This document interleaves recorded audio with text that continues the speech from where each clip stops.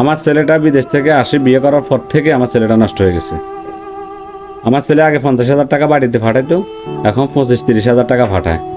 আমার ছেলেটা শ্বশুর বাড়িতে টাকা জমাইতেছে।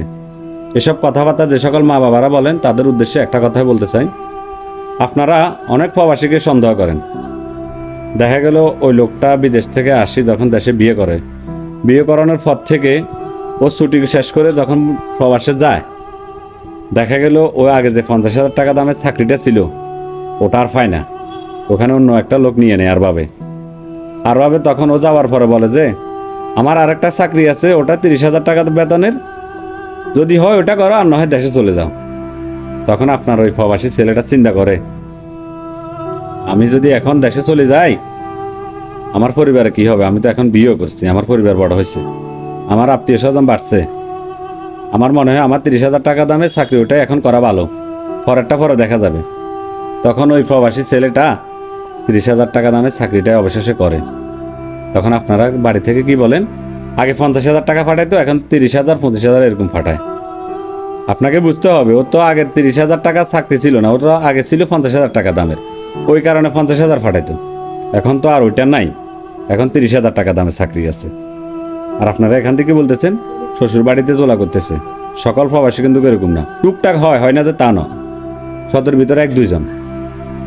আরেকটা কথা, আপনারা বলেন আমার ছেলেটা আগে দৈনিক 3-4 বার 5 বারও কল করতো, আমাদের সাথে কথা হইতো, এখন একদিন দৈনিক 1 বার কথা হয়।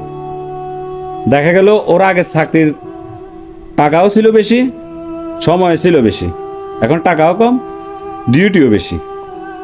এখন আগের থেকে ডিউটি অনেক করা হয়ে গেছে, যে কারণে ও কল করতে পারে নাই। তখন আপনারা বলেন যে ও বউ পাগল হয়ে গেছে, ও বউর সাথে কথা বলে। খোঁজ নিয়ে দেখেন বউর সাথে হয়তো দৈনিক 1 বার 2 বার, এর বাইরে না। কিন্তু আপনারা প্রবাসীকে একের পর এক সাবের উপর রাখছেন। ও শ্বশুর বাড়িতে জোলা করতেছে। একটা পর্যায়ে আসি বউ আর শাশুড়ি যুদ্ধ হয় ঘরের ভিতর। তো তখন ওই ছেলেটা টিকতে না পেরে দেশে চলে আসে।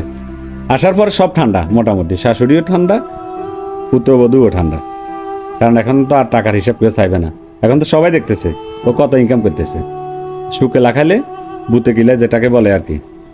তো প্রবাসী ভাইদেরকে চাপ দিবেন না, ওদেরকে ওদের মতো থাকতে দেন, দেখবেন পরিবার সুন্দর, পরিবার অনেক গুছালো হবে। ধন্যবাদ, আমার ভিডিওটা শেয়ার করে দিন।